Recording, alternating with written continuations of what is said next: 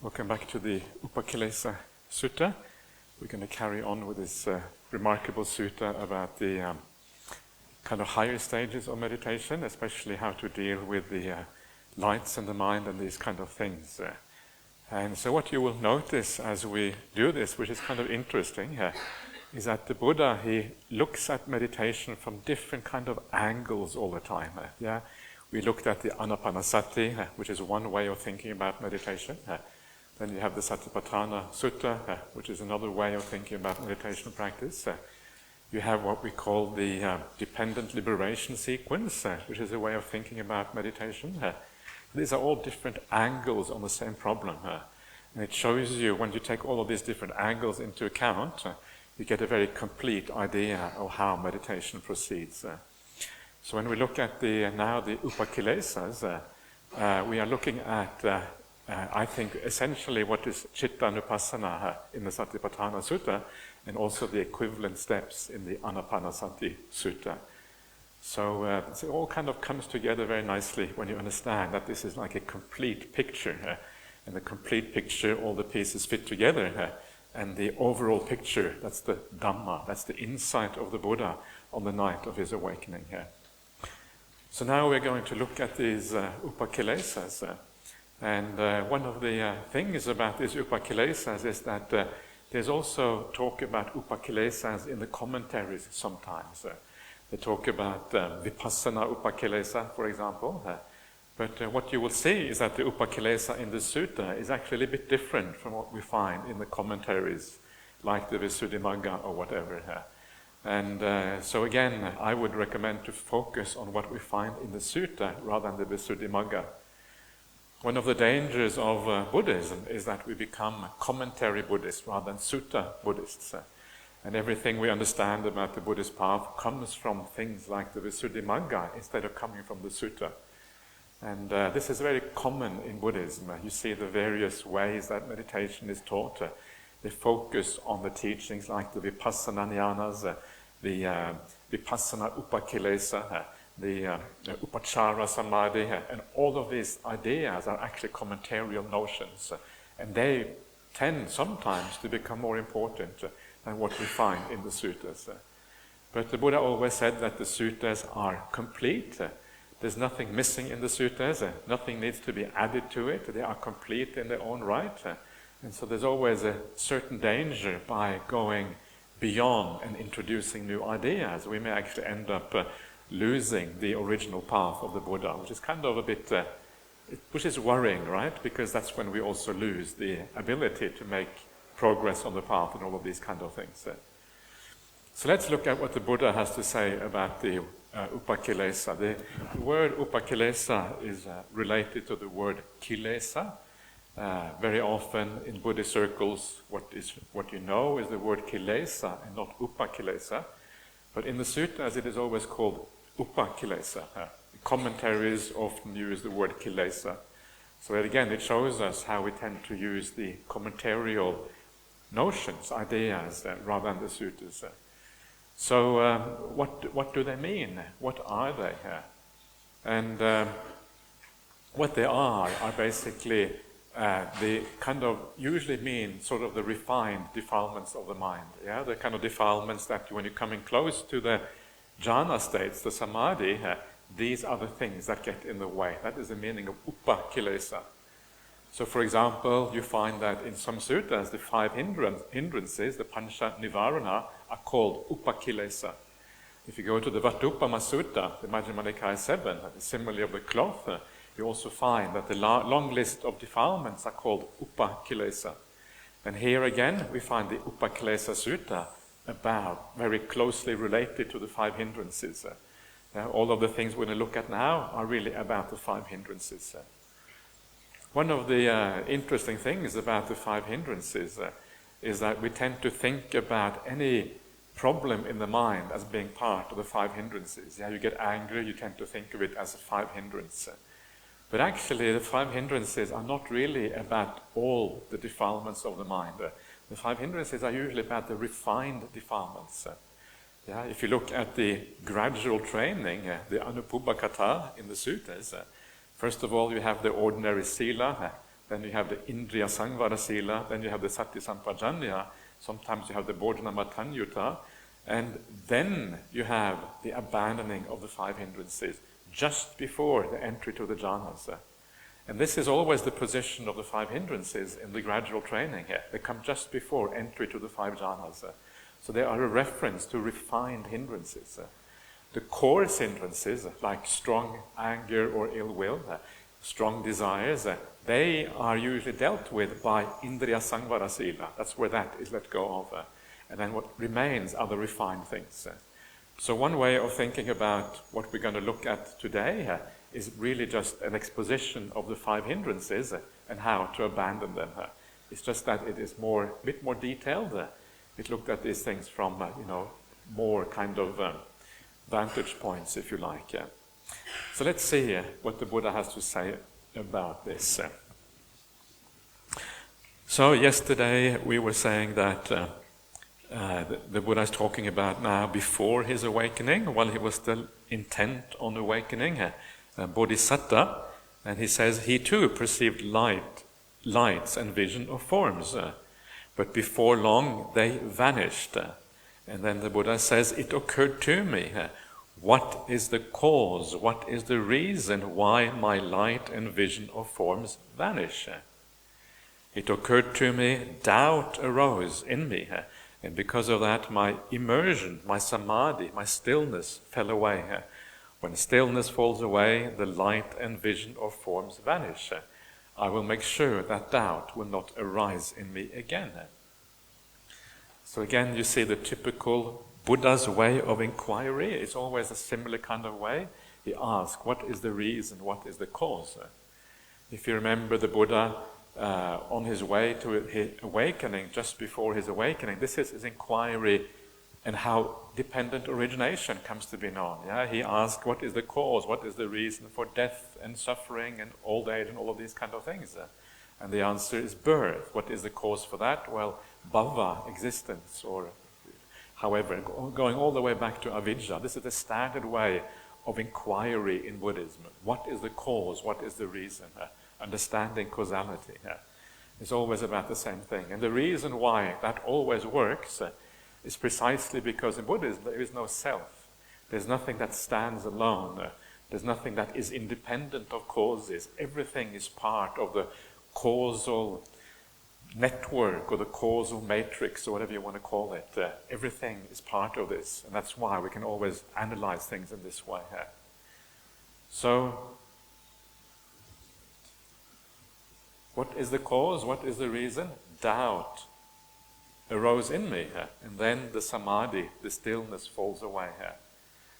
So one of the first things maybe to notice here is that here he calls these things samadhi. I mentioned the other day that samadhi in the suttas usually means the jhanas, but obviously not always, and this is one of the exceptions. Here the context is very clear that it does not refer to jhana.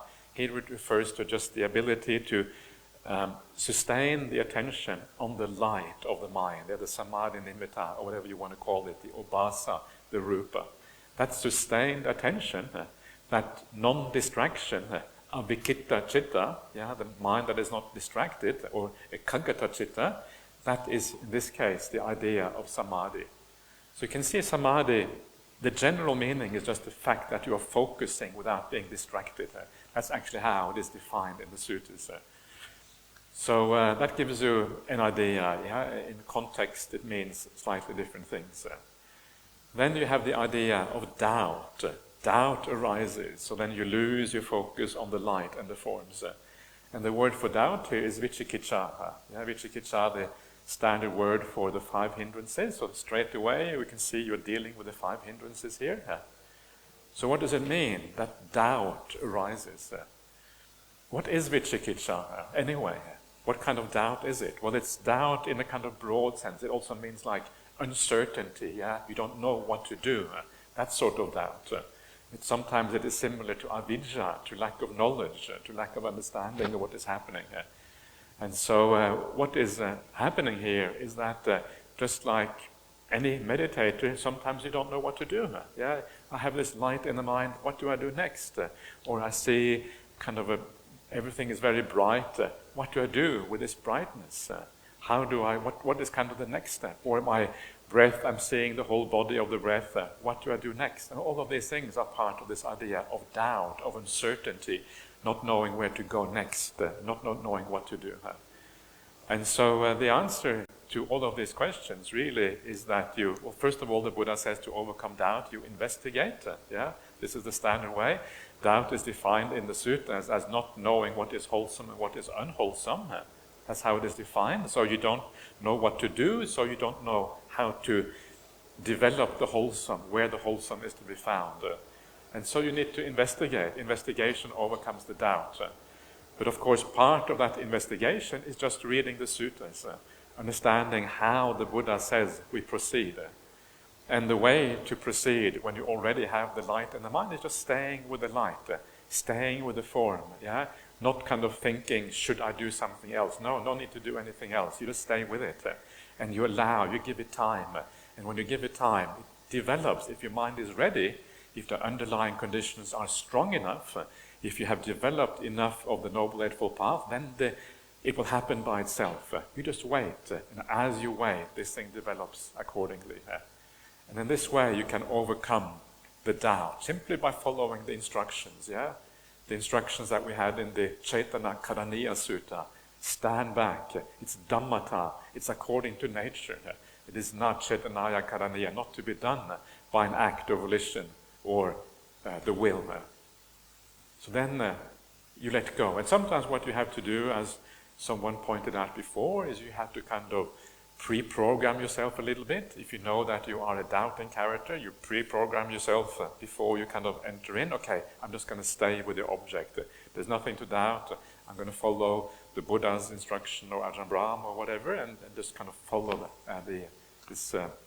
just stay with it and then take it from there. And because of doubt, the immersion, the samadhi falls away because you start thinking, the mind becomes a bit restless because you have doubt. And then, of course, the samadhi falls away because you have movement of the mind. And then you I will make sure doubt will not arise in me again. So this is how you make sure that doubt does not arise. You pre-program the mind beforehand, and you say, I will just stay with the object, and then doubt kind of falls away in this way. So you take the Buddha's word for what is kusala and what is akusala, and then you carry on that basis. So this is the first of these upakilesas. Then the Buddha carries on. While meditating, heedful, keen, and resolute, I perceived both light and vision of forms. But before long, my light and vision of forms vanished. It occurred to me, what is the cause? What is the reason why my light and vision of forms vanish? It occurred to me, loss of focus arose in me. And because of that, my immersion, my samadhi, my stillness fell away. When stillness falls away, the light of forms vanish. I will make sure that neither doubt nor loss of focus will arise in me again. So loss of focus here is the Pali amanasikara, so not paying attention, or lack of attention. Manasikara means something like the activity of the mind or the work of the mind, usually translated as attention. Yoniso manasikara, wise attention, attending in a way that leads to good qualities. And so the attention falls away. So what does that mean? Well, it just means that you are becoming interested in something else. You are losing a little bit of interest in the object, in the light, and then maybe there is a sound, or maybe there is somehow in the mind a perception arises in the mind, and you are interested in that, and then you lose the attention on the light, and your attention goes somewhere else for whatever reason. Maybe the breath is there in the background, The breath can still be felt sometimes, yeah. So the breath, maybe you kind of feel the breath again, or whatever it is, and so your attention wavers. It doesn't stay on the object. And so again, the way to avoid that is to understand that what you have now is very delightful. It's very beautiful. It is very attractive. It's worthy of paying attention to, and so you focus on the attractive part of that object. And when you focus on the attractive part of that object, there's nothing else that is really interesting, because this tends to be superior to any other experience that you have ever had before. And the more you focus on the attractive part of it, the more superior this experience seems. And then the attention comes back, because the mind wants to hang out. The mind wants happiness. This is one of the kind of critical things to understand about the mind. The mind will always search for happiness. Because it always searches for happiness, we need happiness in our monastic life or in our lay lives. And if you don't find it in the meditation or the path, the mind will go somewhere else. And that's how we get distracted. That's how all of the problems arise very often. This is why we should also minimize the pain on the Buddhist path. If you have too much pain, there's no way you're going to be able to sustain this. So then you overcome the lack of focus, or the loss of focus rather, amanasikara. Then the Buddha goes on while meditating, dullness and drowsiness. Tinamidda, I should maybe say first of all that lack of focus could be like restlessness, the mind moving away. So restlessness could be a reason for that.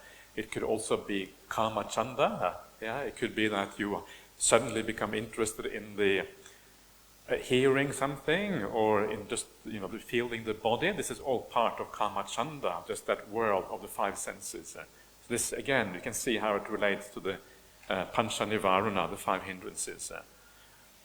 Now we come to tinamidda, dullness and drowsiness arose in me. And again he asks for the cause and the reason why the samadhi vanishes. And he understands this dullness and drowsiness, and then he says, I will make sure that neither doubt nor loss of focus nor dullness and drowsiness will arise in me again. So dullness and drowsiness, another of the five hindrances. What does it mean in this context? It probably doesn't mean that you're going to start yawning or anything like that, because you are kind of too peaceful to be yawning at this stage. But it means sometimes you have to remember that all of these hindrances, they have like a very broad span of meanings, like the kind of most severe dullness and drowsiness when you're actually falling asleep, to very little dullness and drowsiness, which is just like the mind is not fully bright. And when the mind is not fully bright, there's a degree, or a slight degree maybe, of dullness and drowsiness there. So here what we mean is that loss of energy in the mind, where the mind loses some of the brightness. And when you lose that brightness, then the object becomes less attractive, and it eventually disappears because it needs that brightness to be present. And so then the answer again is as before. You have to use the brightness of the mind. You have to focus on that brightness of the mind. One of the things that we have been talking about a bit in the discussions and the interviews is the idea of the aloka sanya. And this is really what this is about, Because when you perceive the aloka, the light in the mind, the light is the opposite of dullness and drowsiness. So in this case, the light is going to be very obvious, because in this case, the light is samadhi nimitta. It's a very specific kind of light. The aloka sanya can take many forms, but this is certainly one of them. And so you just stay with that aloka sanya. You focus on the best part of it. You enjoy the brightness. You see the delight in that. And as you do so, the dullness and drowsiness tends to fade away. It can't really stand its ground, in the presence of such powerful experiences like samadhi nimittas. So again, you keep your focus on what is delightful, and then you dispel the dullness and drowsiness. Tinamidda, gone, vanished like dew before the sun, or something like that. That is actually a simile taken from the suttas. The the dew when the sun arises, the dew on the blade of grass vanishes when the sun arises. You know where that is from? It's from the Araka Sutta. Araka Sutta, I think I taught it here when I was here in Sri Lanka a few years ago. Araka Sutta is about death contemplation. And life is short and brief. It lasts only a short while. Just like dew before the sun evaporates quickly, in the same way your life is short and brief. It's kind of powerful, isn't it? It's kind of nice. It's a completely nothing to do with Tinamidda, but it's kind of one of these beautiful similes that occur in the suttas. And in a sense, Tinamidda is the same in this case, because in the presence of the real brightness of the mind, that these things just evaporate in the same way, like dew before the sun. Anyway, if you want to hear more about the Araka Sutta, ask me later on. All right, so then we come to the next of these upakilesas. While meditating, terror arose in me, and because of that my stillness fell away. When stillness falls away, the light and vision of forms vanish. Suppose a person was traveling along a road and killers were to spring out at them from both sides. They would feel terrified because of that. In the same way, terror arose in me. I'll make sure that neither doubt, nor loss of focus, nor dullness and drowsiness, nor terror will arise in me again. So this is terror or fear, in the meditation. And this is sometimes usually there is a common experience when meditation starts to become deep. Either you get excited, or you get frightened, or maybe a little bit of both. It's kind of mind is very complex. You get both attracted and fearful at the same time. You realize it is beautiful, but you also realize that you have to give up things to enter these states. And it is the fact that you have to give something up that is what makes you frightened. Because all of these things that we give up, well, they are aspects of ourselves. Aspects of who we take, rather aspects of who we take ourselves to be, is really the right way of putting it. And because you have to give up something that you think is you, of course it's going to be frightening. And then when you find out it wasn't you in the first place, of course then it's just a relief afterwards. But the process can be frightening because it looks like it's an illusion that is created by the sense of self. And what you are really uncovering, of course, is that illusion through this particular process. Giving up these aspects. And this is why every aspect of this meditation can be a little bit frightening sometimes. And I have heard people, they meditate and they start to lose a little bit of awareness of the body here. And they get afraid and, I can't feel my hand anymore. What's happening here? This is kind of... So if you are very attached to things, little disappearances like that can seem frightening here. But here we are having to let go of some very profound things. And one of the things that you are letting go of here, when you're entering the rupas and the ubhasas and the nimittas, you're starting to let go of all the five senses.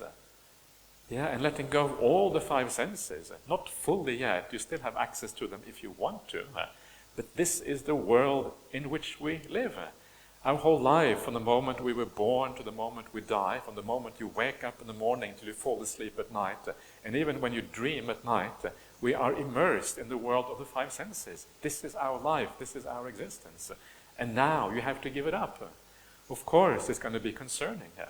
Even though it may be the best thing that ever happened to you, which of course it is, still the process is difficult because of the attachment that we have. So we are attaching to the dung.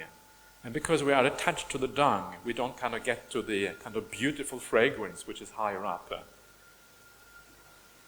I don't know if you remember, Ajahn Brahm tells this beautiful story of the worm that is attached to its pile of dung. It's a really nice story.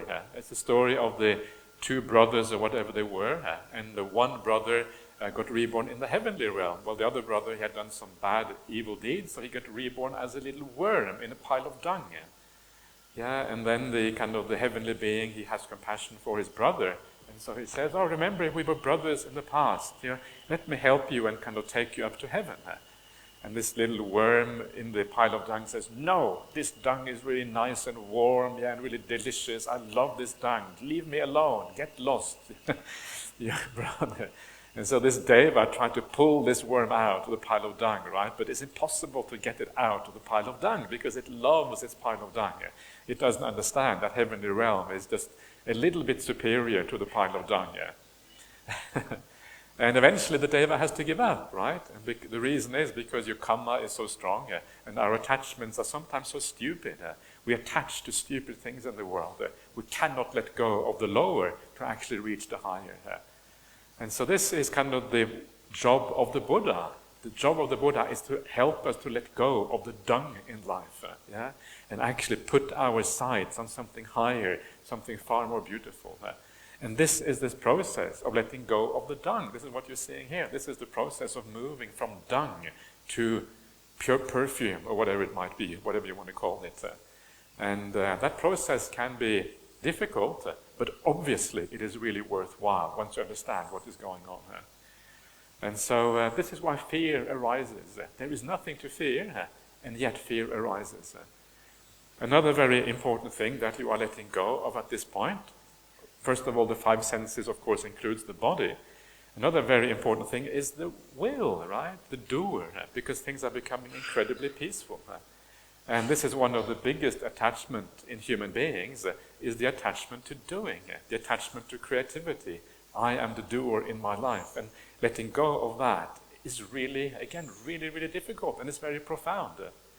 Of course, once you start to see that the doer actually is a torturer, it is something that always makes you move, always saps you of energy, always tires you out.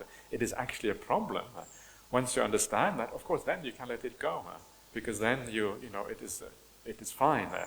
But as long as you identify with it, as long as you think this is me, there's going to be some degree of resistance to letting it go. So fear, terror is Bhante Sujanto's translation. Chambitatta is the Pali word. It means like trembling or something like that. This is then what happens. So then what you have to do is you have to have confidence in the teaching. You have to speak to other people who have been through this path before, who knows that actually there is no problem. In fact, it is only the most delightful thing that happens. You're just letting go of dung, so let the dung go. It's not really an issue. And then you can move forward in your meditation as a consequence.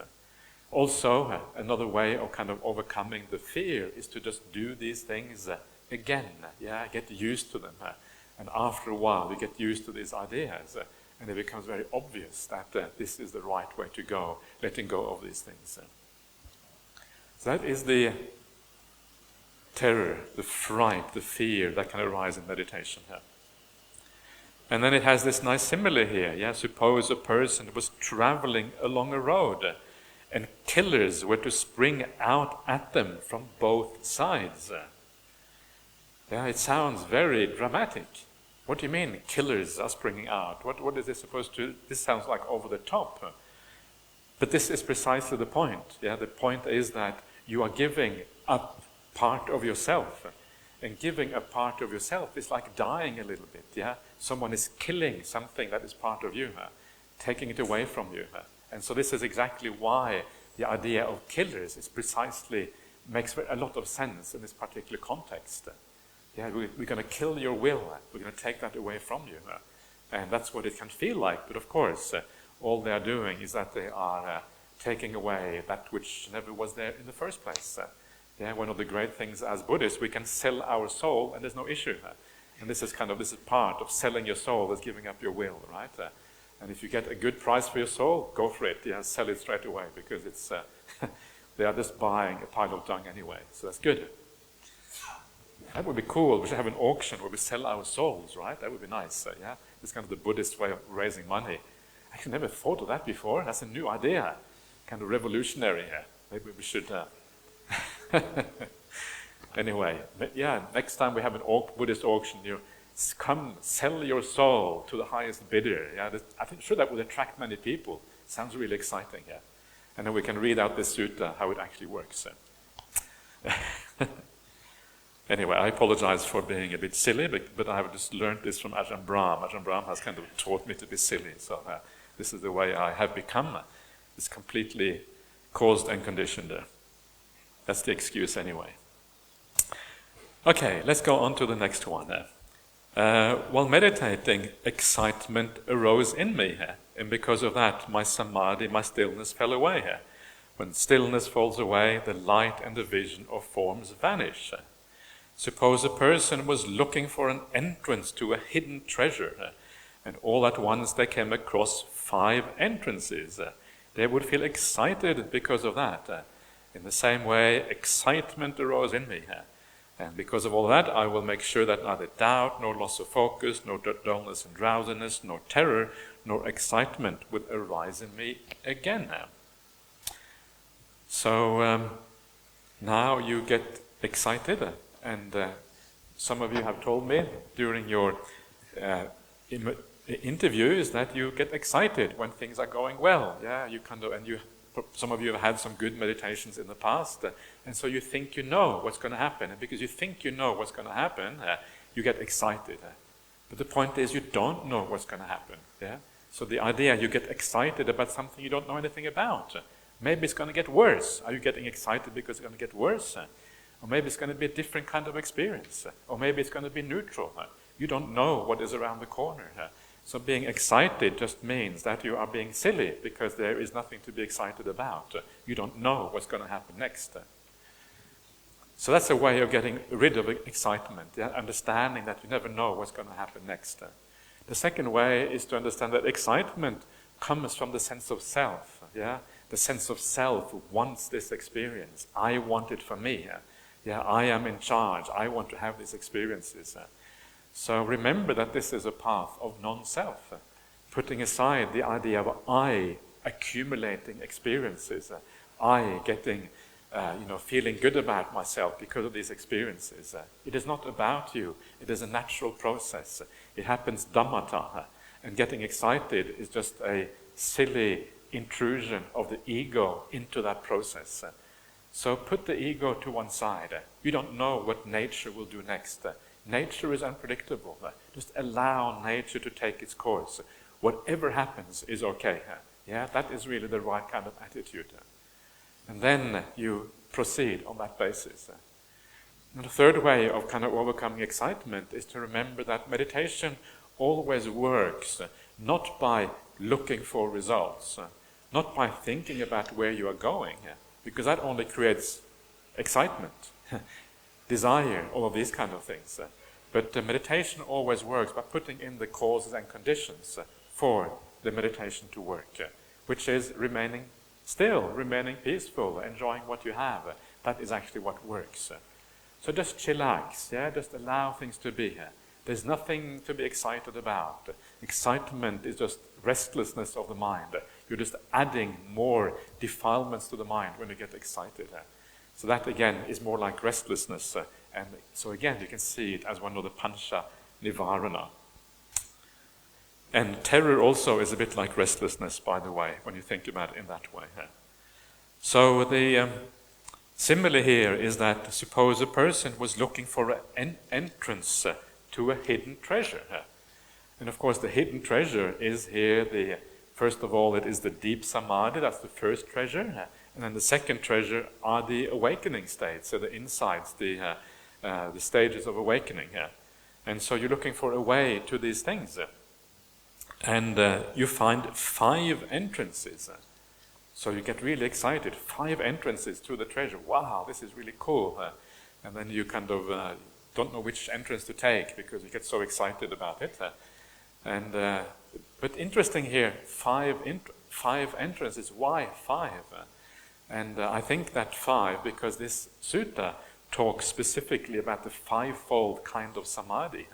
And this 5-fold kind of samadhi is really the pathway to the awakening experiences. And so that is, I think, here what we are talking about. You discover these 5 entrances. That's what I'm guessing. Even though we haven't really got to the jhanas yet, they come further down. That is kind of, to me, what is the most obvious answer to why we're talking about 5 entrances here. So, yes. Okay, so then you, by thinking in this way, you let the excitement go, and you make sure it doesn't arise again in the future. You pre-program your mind as you before you start your meditation. You know that maybe you're going to experience something pleasurable. You know that your meditation may be going well. There's nothing to be excited about. It's just nature doing its thing. Just sit back, just enjoy. You have no idea where the train is going, so you have no reason to get excited in the first place. Then we have the next one. While meditating, discomfort arose in me. And then I will make sure that none of these things arise in me again, including discomfort. And the Pali word for discomfort is dutulla. And dutulla usually means like coarseness, something that is coarse. Okay, that's kind of the standard meaning in the Vinaya Pitaka and elsewhere. And so what is probably happening here is that some coarse perception is arising in the mind. Yeah? Maybe the body is kind of intruding a little bit. You're feeling the breath a little bit too much. Maybe you hear something, a loud noise. Maybe the mind is not entirely peaceful, like you're perceiving something, or the beginning of a thought maybe. At this point, there's almost no thinking anymore, but maybe the very beginning of thoughts can still kind of occur a little bit. And so all of these things are dutulla. They are coarse compared to what you are experiencing. Yeah? Because what you're experiencing is so refined, almost anything else is coarse. And that coarseness will be felt as a kind of discomfort. Kaya dharata. Kaya dharata, I think, is what the commentary calls it in this particular case. Dharata is like a discomfort. There's a kind of very refined dukkha, if you like. And so this is probably what happens here.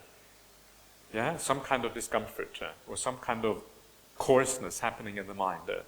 And then what you do, of course, you just come back to the refined aspect of what you are watching and observing. You don't allow your mind to be distracted by these external things.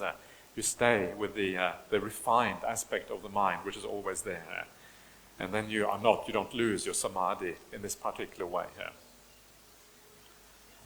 It's the very refined states of mind that we are talking about now, compared to anything else. Then the next one, while meditating, excessive energy arose in me, and because of that, my samadhi, my stillness fell away. Suppose a person was to grip a quail too tightly in their hands, it would die right there. And so you make sure none of these things arise again in the future. So excessive energy here seems to mean that you are, the mind is holding on a little bit too much, using a little bit too much effort. Energy and effort here are kind of coming together in one thing, and so it means that you are gripping, holding on to the samadhi nimitta. You're holding on to the obhasa, to the form, with a little bit too much force, and then that force will make the whole meditation collapse as a consequence. So you are, in a sense, killing your meditation by holding it too tightly here. Then, while meditating, overly lax energy arose in me, and because of that, my immersion or samadhi fell away here. Suppose a person was to grip a quail too loosely, it would fly out of the hands. So here you are losing your energy, or you are losing the kind of the effort of attention. You're not attending anymore properly. And because of that, the meditation object just disappears, it vanishes, like a quail, like a little bird flying out of your hand. So you can see in all of this, there is a degree of effort involved, a degree of energy and effort here becoming very closely related to each other.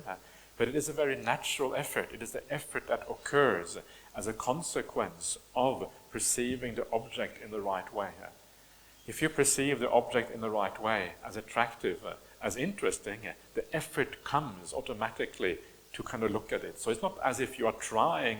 There's no real perception of trying there. The perception is more that you are just focusing on something that you really want to focus on. That's more like the perception.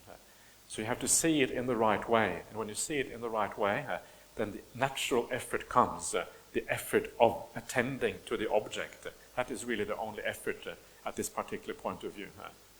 So it is the experience, I would say, is largely one of things being automatic.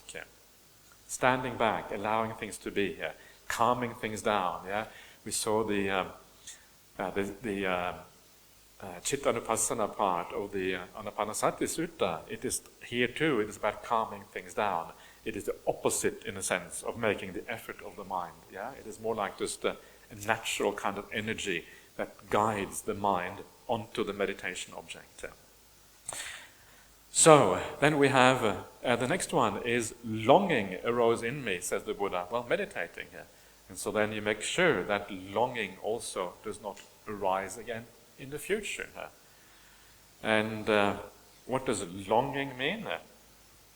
And I think here, again, longing can mean this sense of, looking forward to something, because you're longing for something, is looking forward to something. It does not mean the kind of usual longing that we have in the world, where you long for something kind of very worldly. This is kind of longing more for meditation attainments. Maybe you had this thing in the past and you're longing, or maybe you are thinking, oh, when will I become an arahant? It's time I became an arahant too. This kind of longings.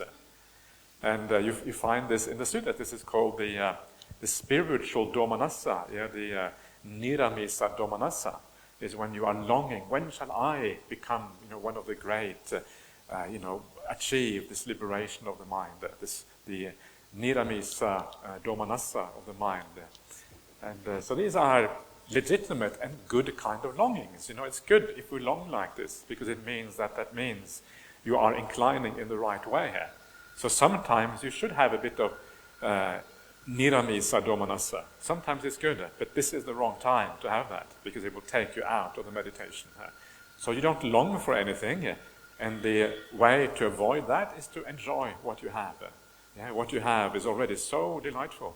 And so if you really focus on the delight of what you've got, then longing is overcome. I'm happy with this. I'm content with what I have. I don't want to go anywhere else. If I can only have this, I will be happy with this for the rest of eternity. If you're happy with what you got for the rest of eternity, guaranteed you will have no longing. That's kind of the definition of no longing, if you like. Okay. Then the next one is, and this is the second last one, the perception of diversity arose in me. And then you make sure that none of these arise in you. Perception of diversity is the idea when the mind is not fully unified. And so diversity means that you are seeing more than one thing in the mind. So for example, if you have a samadhi nimitta, you're not focusing on the center, you're not focusing on the core part of that, but you're focusing maybe on the boundaries, or maybe there is more than one form appearing in the mind, so you're focusing on many forms. There's many different ways in which the diversity can happen, and people experience these things in different ways. But the way to overcome it is always to focus down on that which unifies everything. Focus on the center of things, focus on the simple part of things, focus on the non-diversity in the mind. And that is where the mind eventually comes together. Diversity is the opposite of samadhi. So you want to stay with the thing which actually leads you onwards to the complete unification of the mind. So this is very profound, and very, very deep, and so it's good to know these things, however, because it gives you an idea of what is going on there. So diversity is perhaps a little bit like restlessness. Longing is also a little bit like restlessness, or it can also be perhaps, I don't know what it can be. Probably like restlessness. You can see all of these things, they roughly fall into the 5 khandhas in one way or another. The only thing you don't find here is really the second part of the 5 hindrances. The vyapada is not really found here, because that is probably too coarse at this particular point. So now I have good news for you. We have finally come to the last of the upakilesas. So many upakilesas. Wow, so much work to do. Yes, so many upakilesas. What are you going to do with all these upakilesas? It's kind of interesting, isn't it? And I think that is the wrong way to think about it. You shouldn't think there are so many upakilesas. I need to overcome it. For many of you, some of these upakilesas may never happen. You may never have this particular problem because your mind works in a certain way. Maybe you only have one of them or two of them or whatever. And sometimes if you are pre-programmed, maybe you can avoid all the upakilesas in the beginning. Remember when the Buddha-to-be, the Bodhisattva, when he was practicing, he was like discovering everything for himself, trying to understand the workings of the mind. We have the instructions, and once you have the instructions, you can hopefully overcome some of these things without having to go through all of these problems. So this list is just there to help you a little bit, to guide you a little bit. If you have a problem, you can use this particular list, to kind of see what to do, what the problem might be. And it may very well be that this list is not even complete. Usually there is no such thing as a complete list because defilements come in endless varieties. But these will be the most important areas in which to look at the problem. You may not even need to go to this list. Maybe you can just go to the Pancha Nivarana, the 5 hindrances. That may be sufficient. So it is to use as a guide, not because it actually is the case that you have to go through all of these. But let's have a look at the very last one of these. While meditating, heedful, keen, and resolute, I perceive both the light and vision of forms. But before long, my light and vision of forms vanished. It occurred to me, what is the cause? What is the reason why my light and vision of forms vanish? It occurred to me, excessive concentration, excessive staring at forms arose in me, and because of that my stillness fell away. When stillness falls away, the light and vision of forms vanish.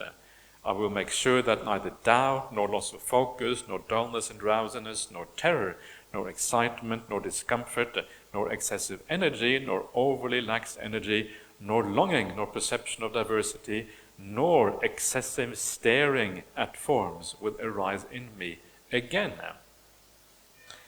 So here you are focusing too much on the form, on the shape, on the appearance of this nimitta, and you're not focusing enough on the light. You're losing your balance in here.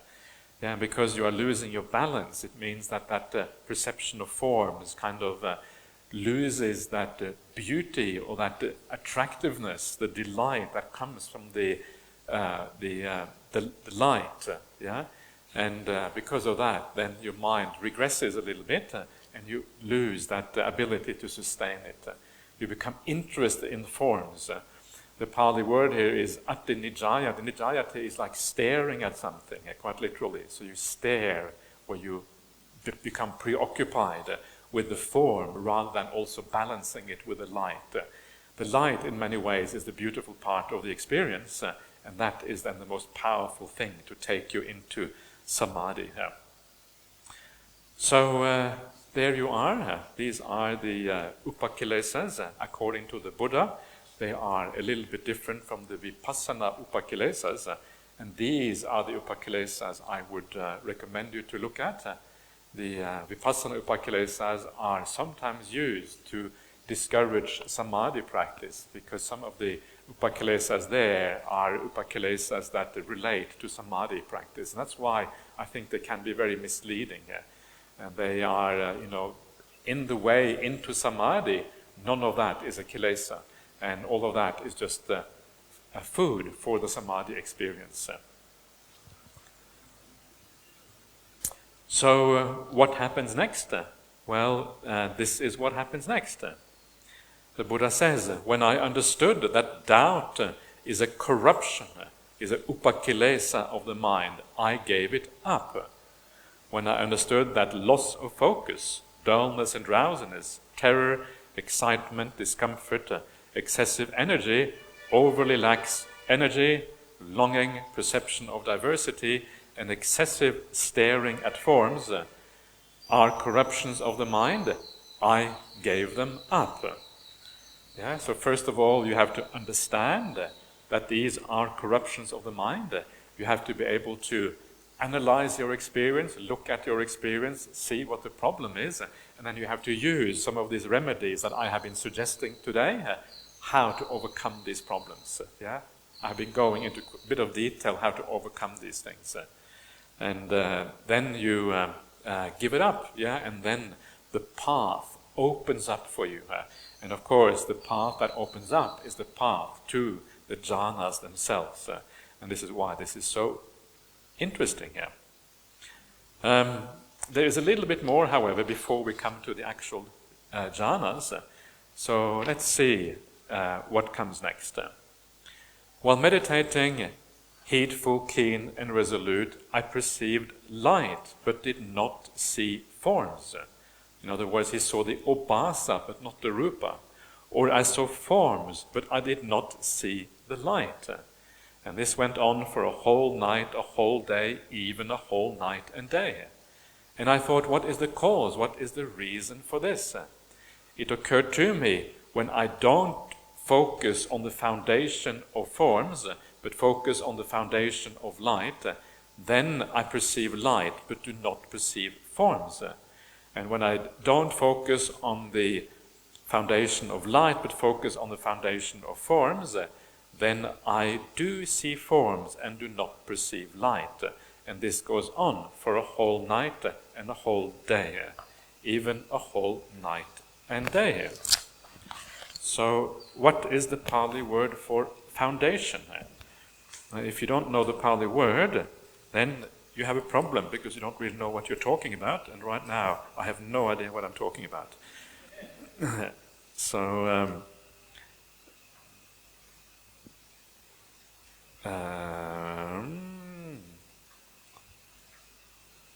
okay, so the Pali word is nimitta. Nimitta in the suttas means like cause, or it means like, in this case, something like a foundation, a basis on which something else arises. So it's interesting. You can see here how the word nimitta is used in the suttas in a different way from how we often use it in contemporary discourse.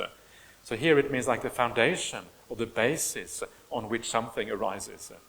So if you focus on the basis of forms, and that just means that you are focusing more on the forms, you're taking an interest in forms, you think forms are important, and when you do that, you see the forms, but the light, you don't see the light. So, and this happens with people. People often talk about this in meditation.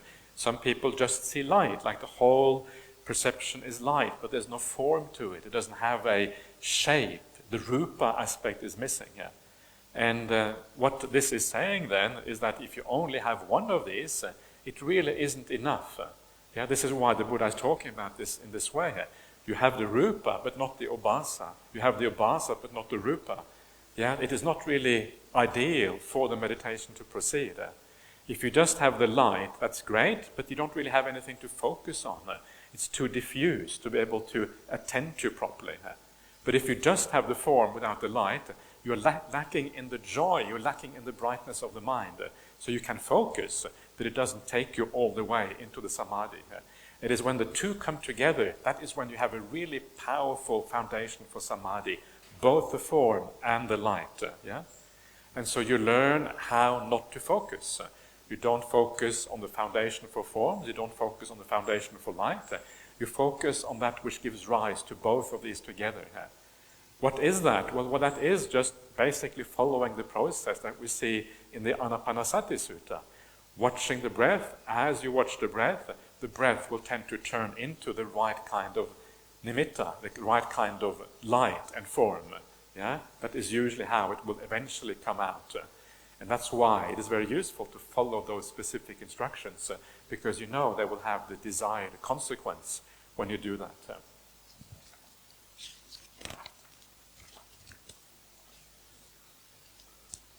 So that is the